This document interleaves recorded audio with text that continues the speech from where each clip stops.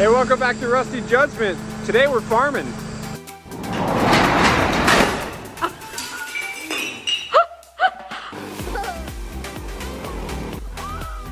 This is going on Rusty Judgment. Yeah.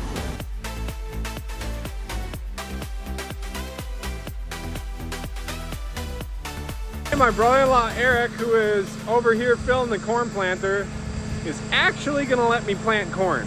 I have known my in-laws for probably almost 17 years, and I have never been allowed to do two things: plant and run a combine. And today we're gonna do some planting.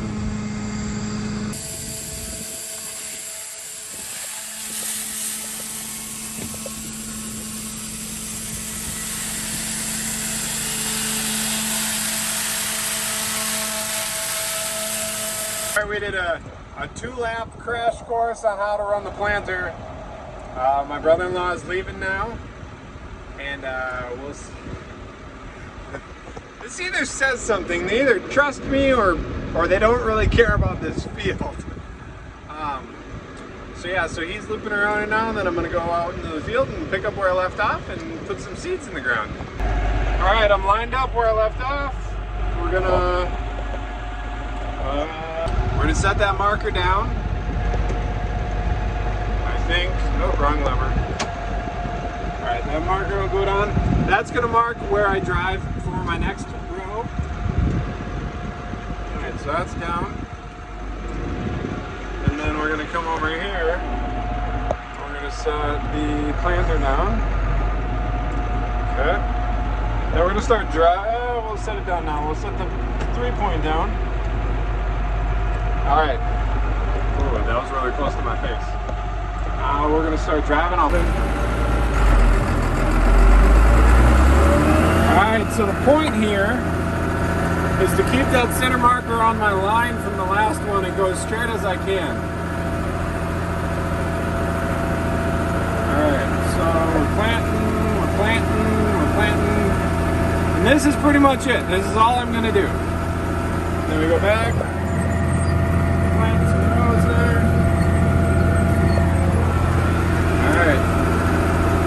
That's it. I'm just going to go back and forth until I finish this. There's marking my path where I go for the next round. We just got to finish this field out here and then head back to the farm. Eric has to go fix a flat tire on the ripper so that the next field can keep getting ripped up and ready for the planter.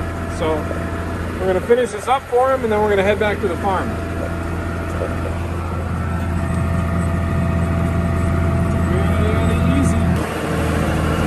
Alright, and this is the monitor for the planter. All the little blinking lights are supposed to be every time a piece of corn, a ear of corn, or a kernel of corn, a seed basically passes by the scanner. So as long as those are flickering, in theory we're putting seeds in the ground. If one of those lights went out, then that would mean that that row is not planting anymore. But so far, so good. Everything's been planting good. We're just about done with the field here. And I'm going to wrap it up and then head this thing back to the farm. It's only been like 45 minutes, but I am just about done with this field. And I gotta be honest, this seems pretty easy. Although there's nothing, the planter's been planting really well. There's nothing wrong with it. If something were to happen to the planter where one of the rows wasn't planting, I would have no idea how to fix it. But for now, this, as long as everything works, this is super easy. I'm gonna head back to the farm. These are how my days get hijacked and how my projects take a long time. I don't mind. I don't mind helping out at all, but when I got projects to do, this is how they take a lot longer. This morning I was supposed to be working on a house. Now I'm planting corn. So I'm at my in-laws now, and I gotta go see if I can get the dozer to start. It's been sitting for about a year, which is pretty typical for the dozer and the traco and those types of equipment. They usually sit most of the time, and then they get used for a week or two, and then they just sit the rest of the year, and then next year whenever they use them again. So I gotta see if I can get it started, if the batteries are dead, or if it's got a, I'm sure it's got a dead switch in it. Figure out how the lowboy works so I can get it loaded up onto the lowboy, because we gotta haul it over via semi to the lots because it's too far to drive. I've only like started this thing and moved it around. I've never actually like shaped dirt with it. I think this is the throttle. Let's see. Oh, we got power. Oh, where's that fan at? Alright, ready? Ooh, that's gonna start fairly easily. That's pretty impressive.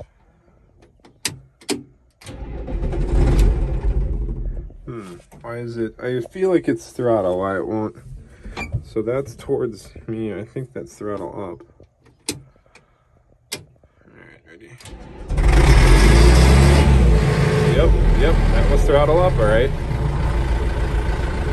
Yeah, because I think if you shove that all the way forward, I believe it kills it. So,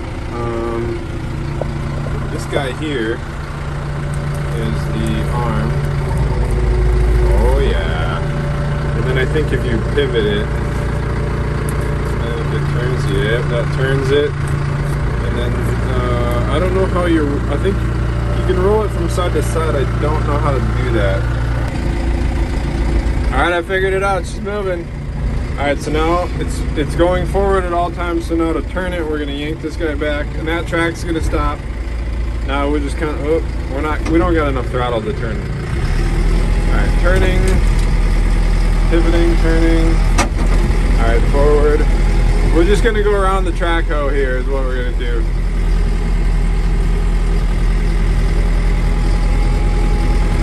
Now we're gonna pivot and turn here. Oh, we should probably close the door.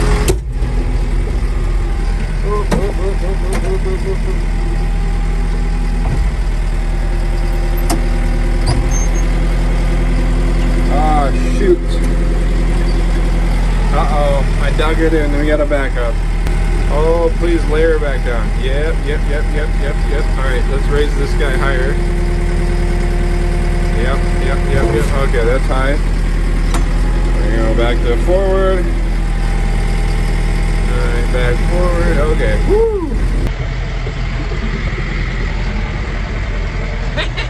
Rolling the dozer. Alright. Turning. You know, for pushing off the black dirt, I'm guessing it's not going to be super difficult. But it's shaping the new dirt. That, I think, is going to be the tough part. Alright, well, dozer's up at the shop. Now we're going to get going through it. I just talked to my father-in-law, and he is going to give me some pointers when we get the dozer out to the lots on how to make cuts, how to angle it, all that stuff. So that should be super helpful. Hopefully I can do a good job. Honestly, to be completely honest with you guys, I usually do a terrible job. I usually cannot keep anything smooth. I usually get very wavy and bumpy, and it just usually turns into a really rough riding mess. And so hopefully with the dozer and some help from him, I am able to do a better job at this. So I didn't bring you along for any of the adventure of loading this and everything, but I loaded it and I drove it over here. Now I got Adam helping me set the lowboy down. Then we're gonna pull the dozer off, park it here out at the lots for a few days, and then come back and start pushing black dirt. Alright, there the truck goes. And then we're gonna pull the dozer off once we tuck these down inside so they don't get ran over and broken.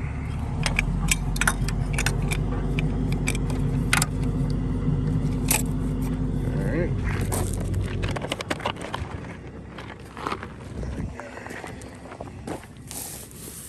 And then this guy.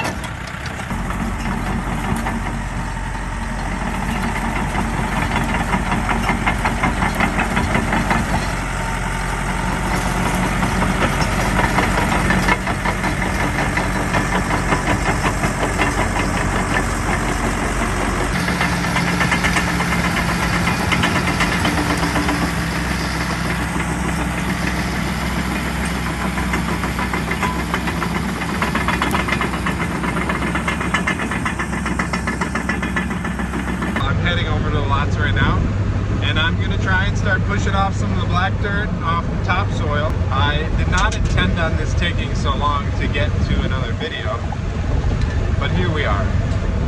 I have the dozer out at the lots, and I'm gonna play around with it and see if I can figure out the most efficient way to push off black dirt. I've never done really any of this before. I've driven the dozer before, but I've never actually like used it for its intended purpose.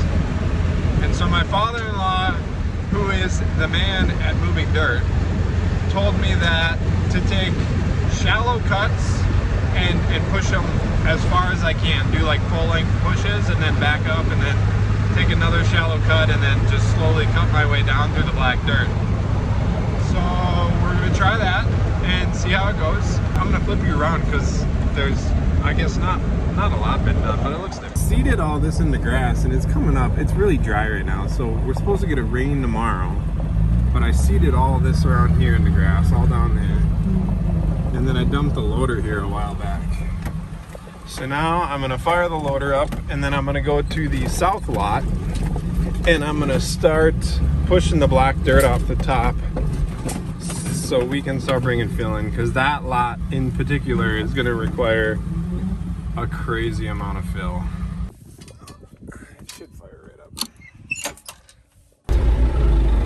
All right.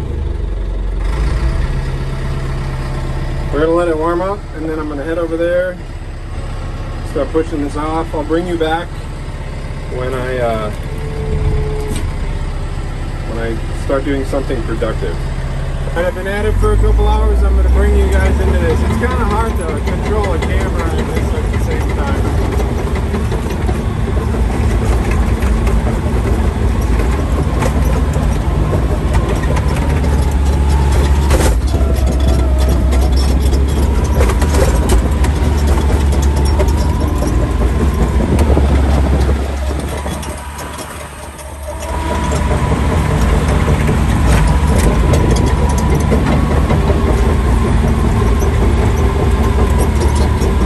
Definitely not as easy as one might think.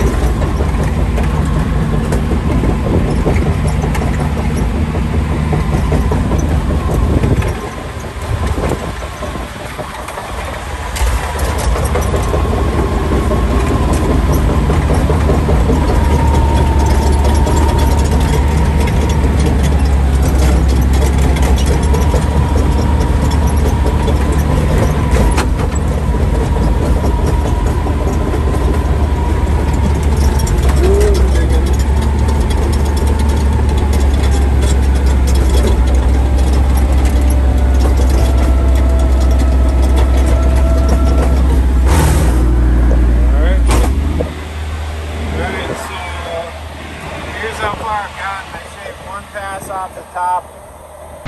So the idea right now is that we're just going to shave all the black dirt off, get it down to clay, because that's what's under the black dirt.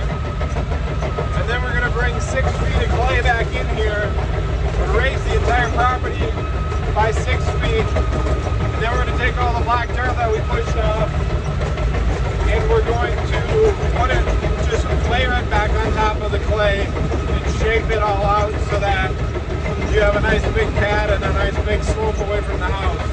We're not going to build on this clay that we haul in from our house. It's basically just filler material to bring the property's elevation up. The bottom of the basements will be at virgin ground, so we will not go deeper than, like typically for a basement, you dig a hole in the ground and make your basement from there. Here, we're going to just build the basement on top of what would be the clay. We'll probably do sand and rock, and then we'll do the bottom of the basement. We'll build up from there. So we're adding 6 feet of fill, and then when we excavate out where the basement will go, we'll throw all that material around the basement too. So the idea is the back of the house should be a lookout, so like halfway exposed basement with big windows. The front side will be ground level, or maybe like a couple feet up out of the ground, and then we'll have steps up to the house on the front. I think it'll be night and day difference from this flat field, but I've been at it for probably 3 hours. I'm gonna call it quits hydraulic fluid's low on this. It's gonna rain tomorrow, probably be back the next day. I'll probably have at least an entire day of pushing black dirt off of this south lot before I can jump over to the north lot. I think that tomorrow, or no, not tomorrow, the next day I come out here after it rains, I think I'm gonna have my father-in-law come out and see if he can give me some pointers on how to keep this thing level and smooth. Because it's actually pretty tough to, I mean, at least in my mind, it's pretty tough to keep it like nice and flat. Because once you dig in, the whole machine kind of rocks down into there, and then you try and correct, but it exaggerates as you continually go over and over and over.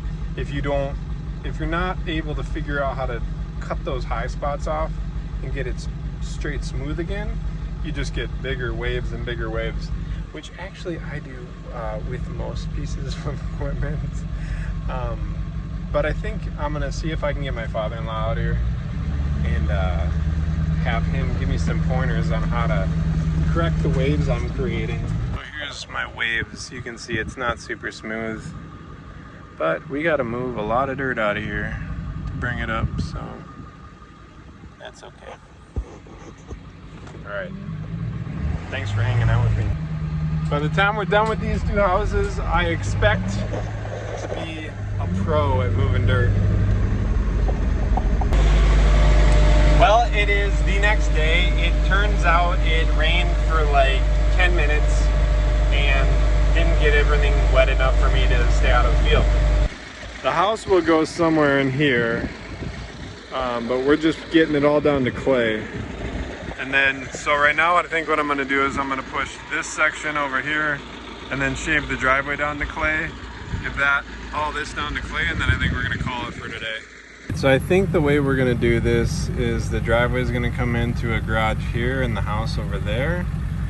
This is what we originally talked about, but I'm after doing this today, I almost wondered if we reverse it, if we do the house over here and then maybe put the garage at like a 45 or something angled over here so the driveway would come in and turn into the garage.